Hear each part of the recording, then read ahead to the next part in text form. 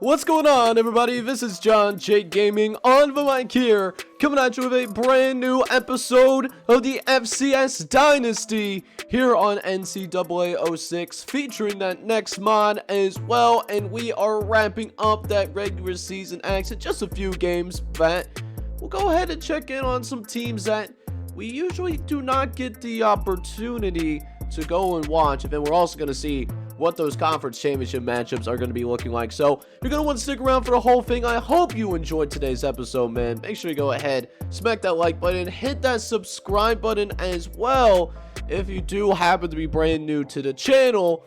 And we will go ahead and jump right into it. We start things out with Rhode Island in their annual game against Morgan State. Rhode Island, now coached by Dion Kirby, who was the coach of Morgan State last year. You want to call this a revenge game? We certainly got a revenge game right now. We'll see if this Rhode Island team can come out on top, or will Morgan State win the day. They do get him to a 3rd and long here early on, as we'll see a drop back to pass, and Kirby's guys are going to be able to get to the quarterback. Ronald Mills is going to drown him in the backfield, and that will mean that Rhode Island will take over. Still no score, throwing a dime, and the Rhode Island Rams are officially going to be on the move. However, they could not find points. Their drive will end up stalling out, and it ends up being a pretty defensive affair so far. Neither team really taking advantage as of right now, as neither team is able to pull away from the other. We still have no score after the first quarter, still all knotted up at 0 apiece, but this could be the play that could possibly lead to finally seeing those first points on the board. We got a little bit of a halfback pass. Usually does not work in this game, but it works that time. And Rhode Island once again on the move, starting it out at the 42-yard line, dropping back, looking. He's going to get sacked in the backfield. Morgan State's defense is going to get to him. That's going to be a 7-yard loss. So 2nd and 17. And that was just a case where that quarterback just ran right into the teeth of the pass rush. And so Rhode Island will keep marching on. They do get it back down to a reasonable 3rd and 5. Dropping back, he's going to try to go for it all. He wants the end zone. He is going to get the end zone. Touchdown, Rhode Island. And the Rams will eventually draw first blood. 3:30 left to play. We finally got our dot. And the Rhode Island Rams will take a 7-0 lead over the Morgan State Bears as the Bears come out onto the field. They've been having a good drive so far. Gets to a 39-yard line. Got a nice run up the middle of the field, but it's fumbled, and Rhode Island is going to recover the fumble. Morgan State, man, they were having a really good drive of their own, but the problem is, just forgot about that football, unfortunately. Got hit from behind, and he let go of that football right before he hit the ground. So that fumble is good. And now, still 7-0 game. Rhode Island could not do anything after the fumble, so that score does remain the same. 7-0 your score. Is now 3rd and 16, dropping back. We're going to try to get this pass off, but Michael Nash does not have any place to put that football, as Michael Nash is going to take yet another sack. This Rhode Island pass rush, it is absolutely ferocious. And going into halftime, Rhode Island is actually looking pretty darn good, all things considered. 10-0 lead. We'll see if they can hold on to that lead for a 4th quarter. Remember, neither of these teams are very good. Neither team above 500.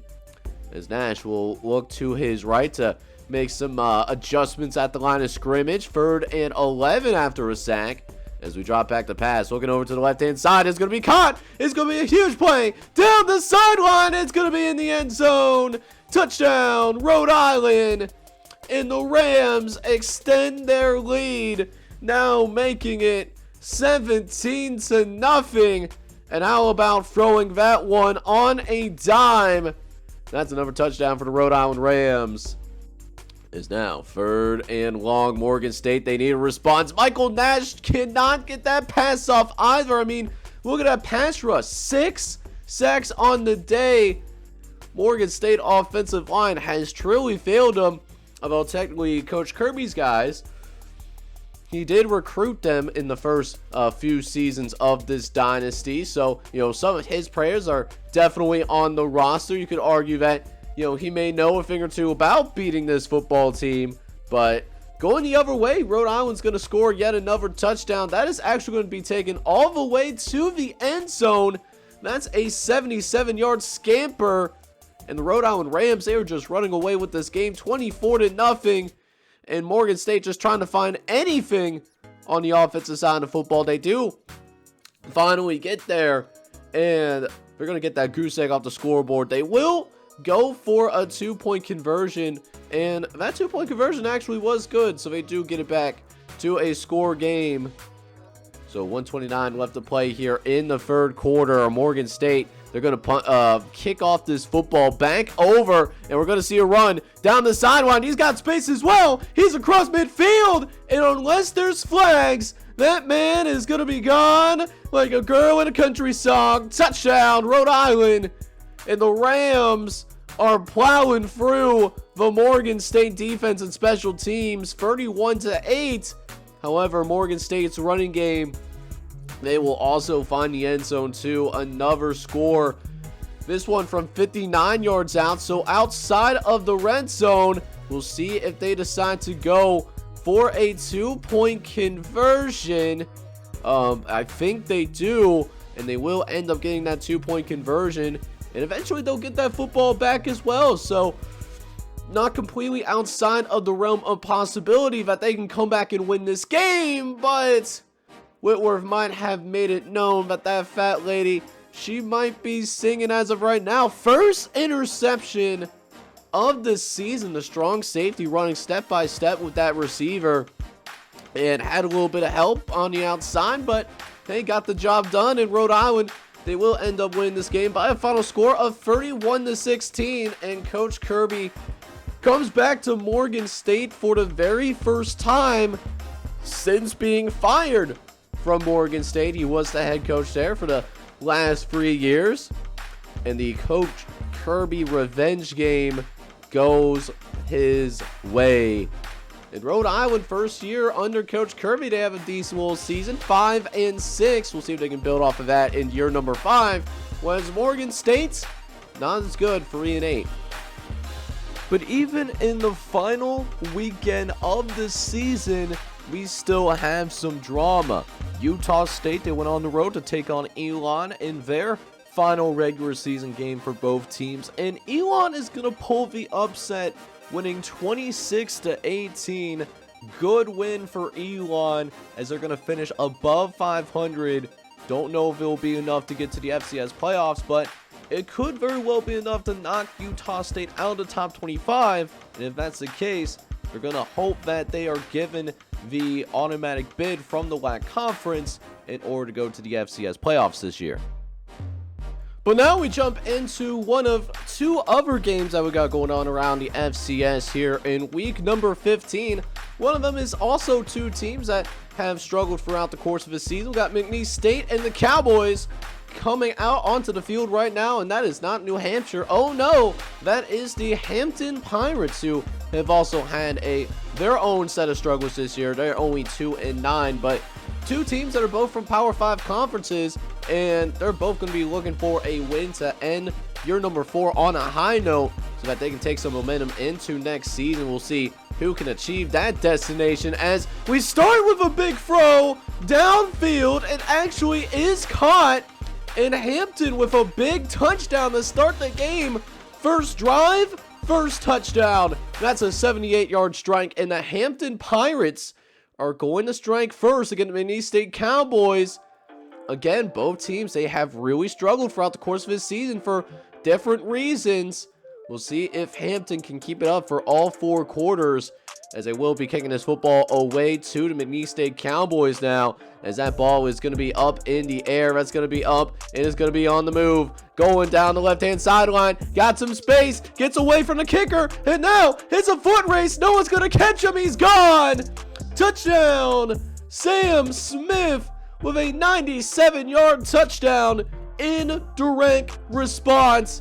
We got ourselves a tied football game, and both teams have not done a very good job of preventing offenses from moving the ball on them, so we could be in for a shootout. We'll see if that lives up to expectation, as Christensen, he's going to send a pitch down the left-hand side, and the tailback is going to do the rest of the work. How about the blocking there as well? He doesn't even get touched on his way into the end zone. That's a 40-yard touchdown. Great job there by that offensive line, making sure that he gets to the edge.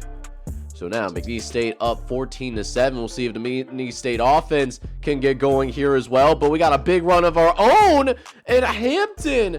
Julius Bowman coming to play, 22-yard run. They're also doing that toss play out to the outside. So, you know, both of their teams brought their offenses today. We could be in for a fun one. 2nd and 10 from the 31. Throwing down the right-hand side. It's caught. That is Jordan Hawkins, one of your guys' customs, a sophomore here at Hampton University, able to win one on one-on-one coverage. And that was one that they needed, because Chris Jones, outside of that long touchdown pass, he was not having a very good day. Only 2 for 8. And even when he doesn't throw it up in the coverage, well, that McNeese State defensive line, they can also kind of get after it, even though their back end does let them down sometimes, and they will stall that drive out. So Christensen still got that big lead that they got going on, 14-7. And now for Christensen starting to find a groove. How about this move out on the outside? That is just a nasty route, and it creates some space for the first down. McNeese State on the move. Christensen throws it up again, and it's caught once again. Alfred Christensen, oh my goodness. That is 2 dimes on this drive alone. We'll see if he can deliver a third, as they are now facing 3rd and 9 from the 24-yard line. They're in field goal range. Christensen might gotten them out of field goal range, though, as Hampton is able to get to the quarterback. 4th down is going to be at the 32-yard line, and it was. They could not get points out of that drive. That's huge, because it keeps it a 1-possession game. And Chase Jones will look to tie down the right-hand side. It is caught. It is caught by Jordan Hawkins. He's having himself a day. Has been pretty quiet on the year, but how about that toe drag? Huge first down. And the Hampton Pirates on the move. Chase Jones will finish the drive. We got ourselves a tie ball game all of a sudden. 1 minute left to play here in the first half, though. McNeese State fails to score, so a chance to take the lead going into halftime, but the ball gets placed on the ground. In McNeese State, they are going to recover right when Chase Jones is getting ready to find a rhythm. That's what he does. The fullback puts the ball on the ground, and McNeese State, they will turn around. They'll get a field goal out of it, but still, a lot of time to work with. 17 seconds. You could do a lot in that time if you manage it correctly, especially if you're the Cowboys. Another fumble could set them up with more points, and they will come away with yet another field goal before we go into the halftime locker room. And listen, those 2 turnovers are the difference right now. That's why McNeese State has that 20-14 lead. We'll see whoever cleans it up here in the second half is going to win this football game. And McNeese State, they're continuing to be crisp. Adam Coleman gets his very first carry of the entire game and makes the most of that opportunity. It goes for 53 yards. That's how far that run was, as it got another red zone opportunity for McNeese State. But on a 3rd and inches, they decide to pass the football instead of just trying to run it up the middle. They will get a field goal out of it once again, but Hampton is hanging around. They aren't going to give up just yet. You just got to get that offense going a second time. 2nd and 8 from the 37-yard line. Jones going to go play action, but does not get the pickup that he needed as the tailback. That tailback might have missed an assignment there as the looks like that fullback leaked out before he realized that that corner was screaming from the edge. It looks like offensive line issues for both teams now, as we are seeing guys, just not used to play a complete full 4-quarter game. Wow, words are hard today. But, again, these are why teams are, 2-9, 3-8 because of, mental mishaps like that. There's talent on both teams, at least talented individuals. But if 22 guys are on the same page, it's hard to win at the Division I college football level. I'll tell you that much. But Alfred Christensen might be getting himself going once again, at least setting up possibly another field goal opportunity that gets to about the 35-yard line, but nothing comes out of that play. So still a 9-point lead for the Hampton Pirates, as tailback's actually going to throw the football up. It goes to Jordan Hawkins, and Jordan Hawkins, he's having himself a day in the absence of Yuna Minamoto, who has not played. He's not played in this game at all. He is hurt. And you saw the stats for Jordan Hawkins. That's only his 6th catch of the season. Half of them have come in this game alone. So, really a little bit of a breakout performance. And as we are talking up Jordan Hawkins, one of your guys' customs, ball gets placed on the ground once again. It's another fumble that McNeese State is going to pick up. They are very optimistic on the defensive side of football. So, 1st and 10 from the 25. Christensen wants it all early, and how does his pass get completed? Oh my goodness, is that a dime? I mean, look at this. This is great coverage. You are not complaining about this coverage. That was just a perfect throw by Alfred Christensen, and they will attempt a 2-point conversion. After that, they won't get it, but they did attempt a 2-point conversion. So, still a 2-possession lead, 29-14. Going to be your score, and it looks like that fat lady, she is going to be singing now, as McNeese State, they are running out the rest of this clock, and the Cowboys, they will secure their 4th win of the season, as it seems like them Cowboys are going to win 36-14. But Hampton, trying to, if this is the last game of the season, why not, open the bag of tricks. And that's probably why they haven't really ran that play the entire season. Just the reverse went horribly wrong. McNeese State does not score off of that. They just went to take a knee.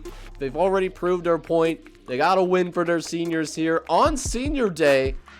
And McNeese State Cowboys, they get their 4th win of the year. They will finish the year 4-7. Whereas Hampton is not going to have a great time. 2-9 going to be their final record. They were competitive in some games. We saw them competitive against James Madison. They had moments, but just couldn't play together this year. So we do have one more game in this episode, and this game actually does have some FCS playoff implications, as UMass, they're sitting 58th national ranked. But if they can find a way to pull the upset against North Dakota State this late in the season, not only could UMass, sneak their way into possible at-large bid conversation, but it would prevent North Dakota State from getting a first-round bye into the FCS playoffs. So, definitely something to play for here for both teams, as they're both still in the thick of things here in the FCS playoff hunt. And Parcell is going to start with a rare pass, and I say rare pass because those have been following this season for a while. North Dakota State, they do not throw the football very often. You see the stats on the season, only less than 150 pass attempts, but they do pretty decent when they do pass the ball, as Purcell lines up under center. They actually do another play action, but this time he gets blown up into the backfield by Deion Grant, and Deion Grant having none of it. A rare sack that will prevent North Dakota State from putting points on the board. So now UMass, they got their defense to come through. Can their offense come through as well? And the answer is an emphatic yes. Nick Ross is going to get a touchdown here, a passing score. You think UMass is playing with a lot of motivation? They're playing for the right to go to the playoffs potentially. 7-0 your score. Will that score remain the same for the end of the first quarter? Purcell throws it up and it's going to be caught. Touchdown, Bison.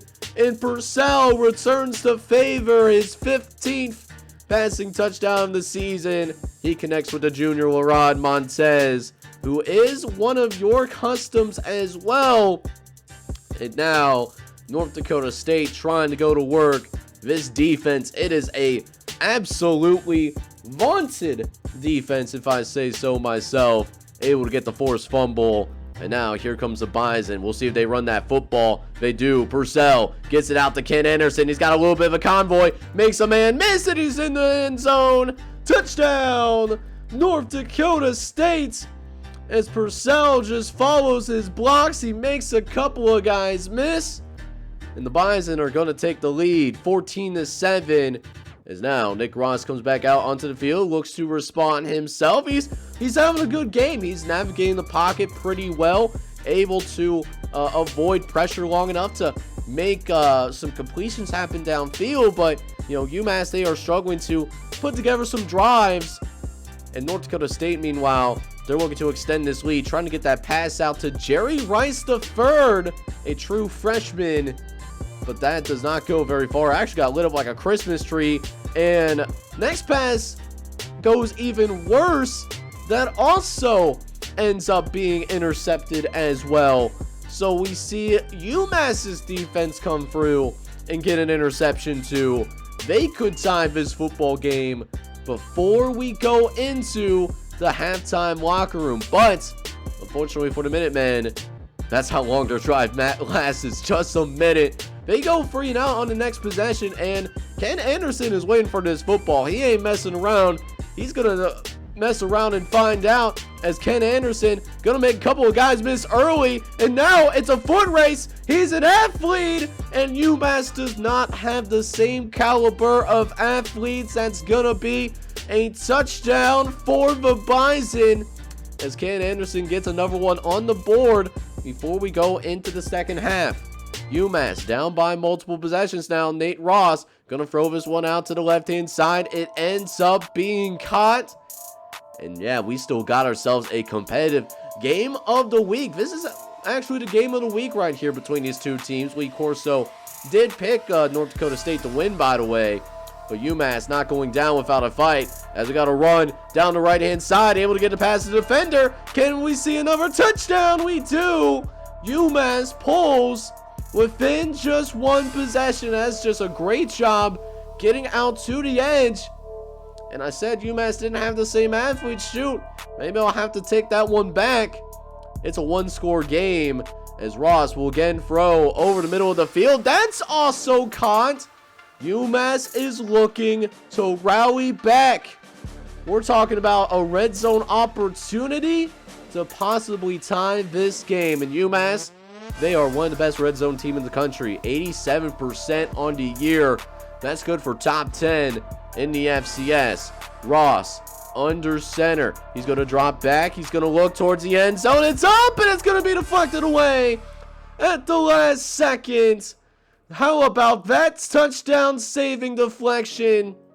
And now it's going to be third down. 7 yards to go. Ross throws it up in the air and it's deflected again.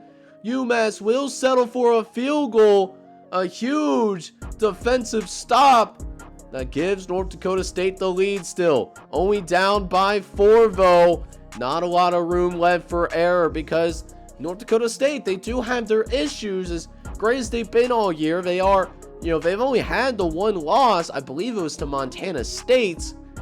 As now North Dakota State, they got to get their offense going, got to create some breathing room, and Ken Anderson might be delivering that breathing room that he's looking for. But Ken Anderson does get chopped down, but that will give him over 100 yards rushing on the game.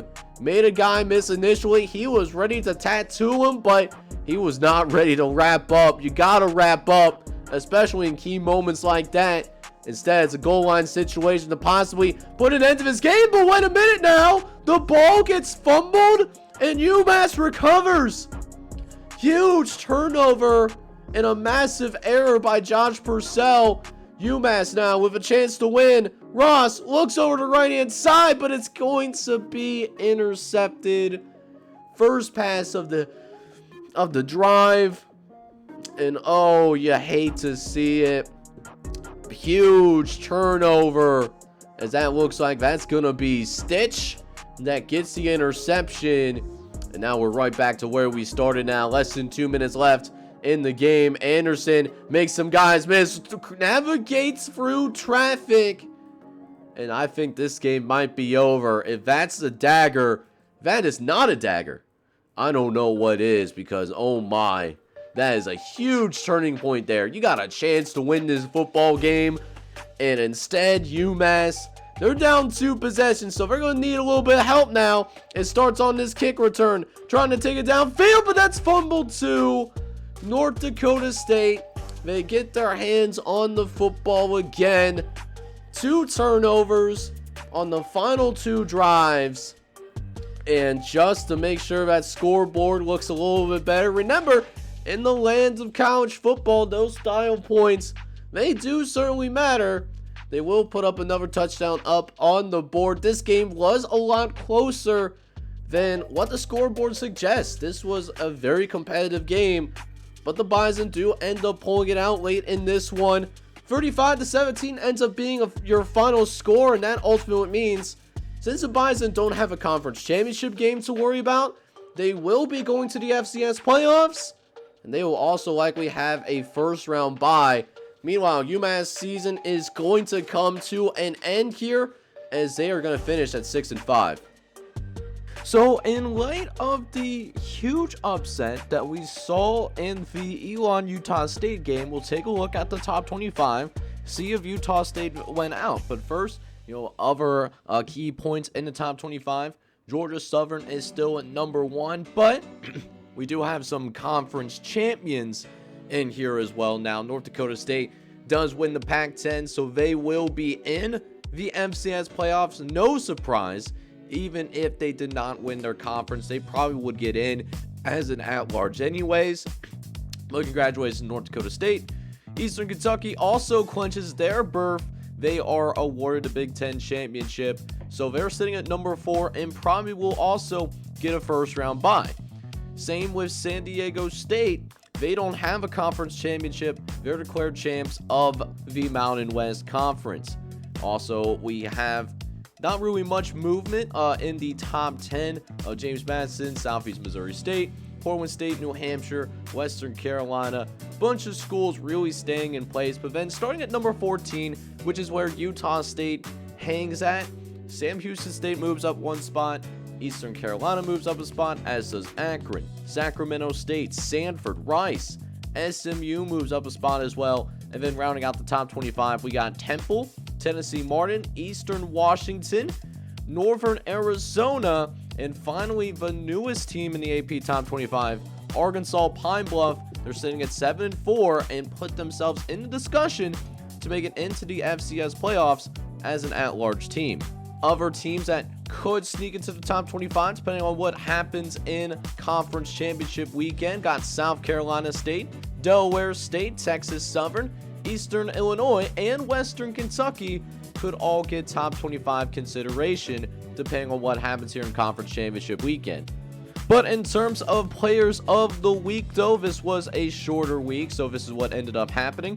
Kyle Anderson gets it on the offensive side of the football for the North Dakota State Bison. As a junior running back in that 35-17 win that you saw over UMass, he had 12 carries for 142 yards and 4 touchdowns as well. Kyle Anderson was a force to be reckoned with. Meanwhile, on the defensive side of the football too, Corey Blankenship for McNeese State. He is just a sophomore, but he had himself a real breakout game against Hampton. 7 tackles, one of which was behind the line of scrimmage. That TFL also was a sack, and he also forced a couple of fumbles to make sure that McNeese State does end their season on a high note. They will finish 4-7.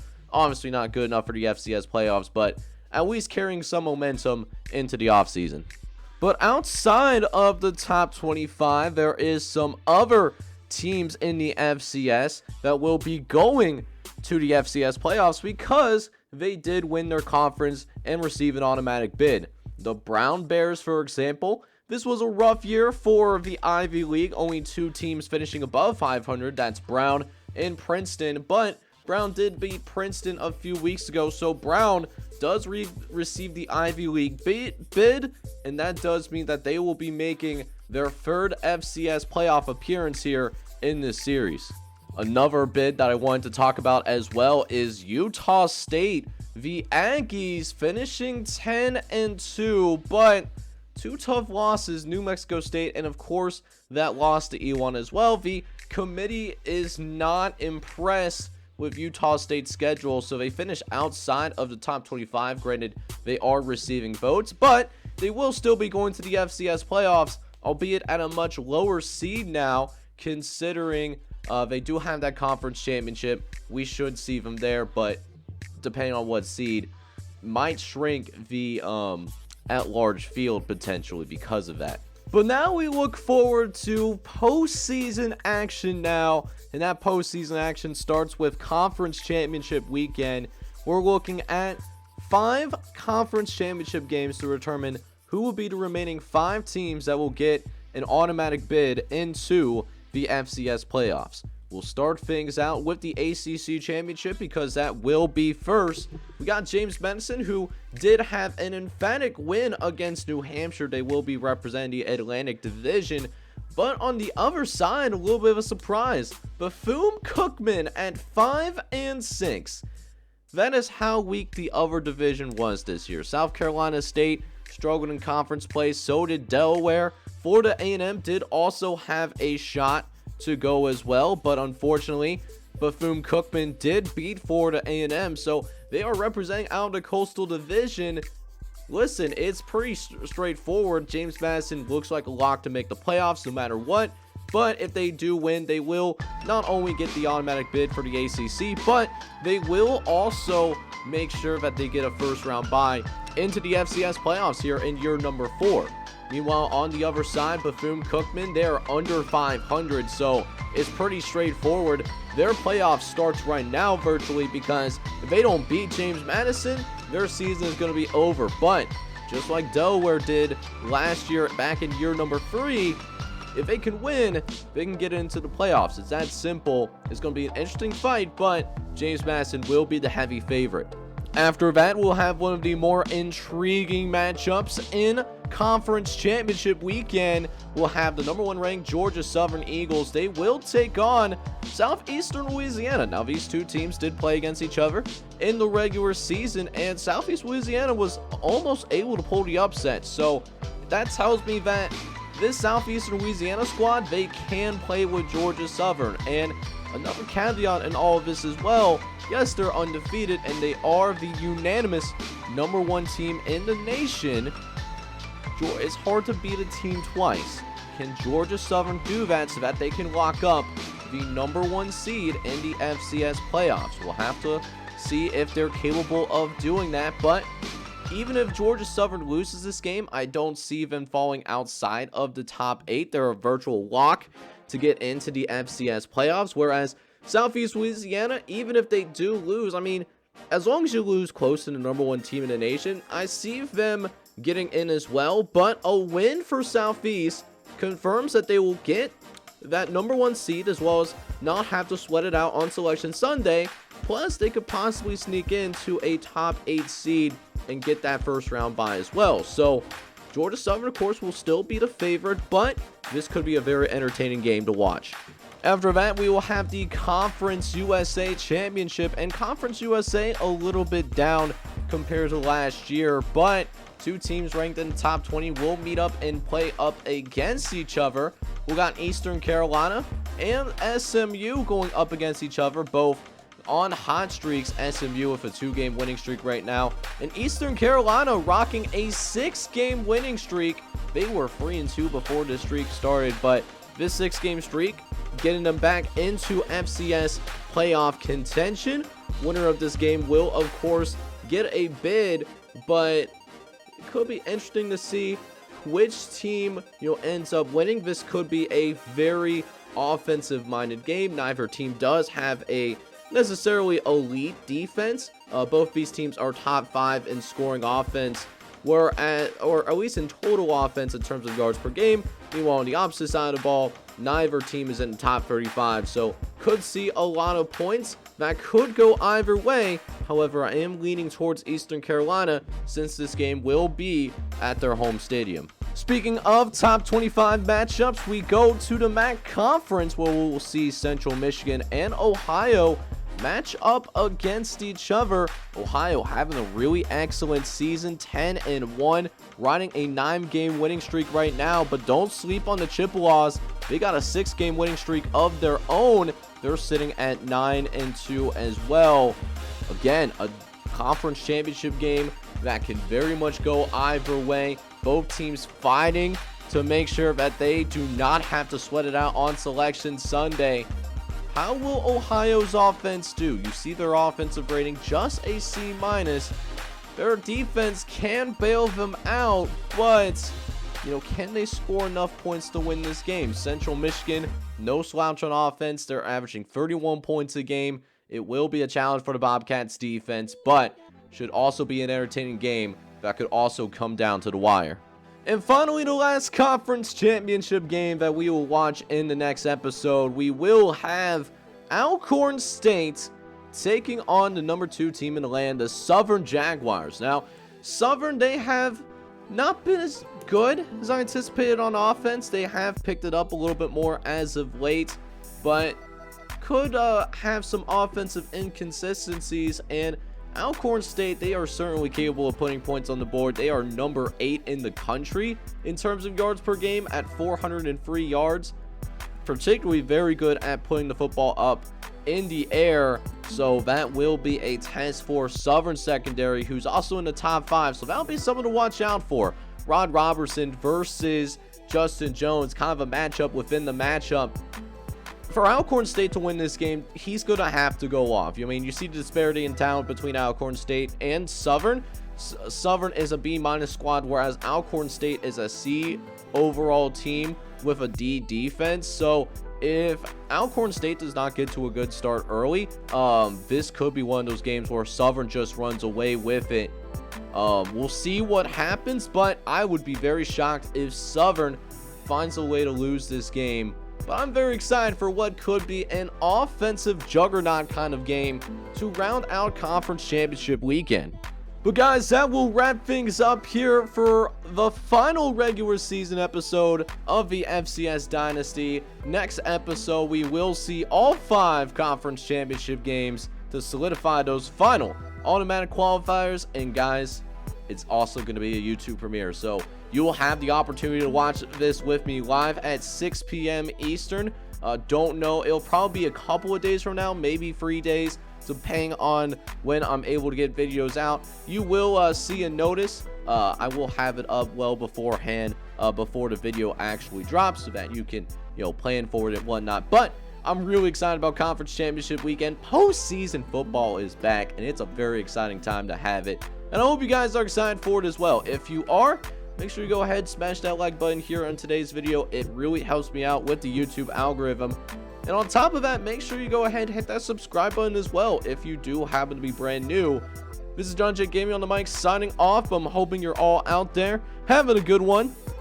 Take care, everybody.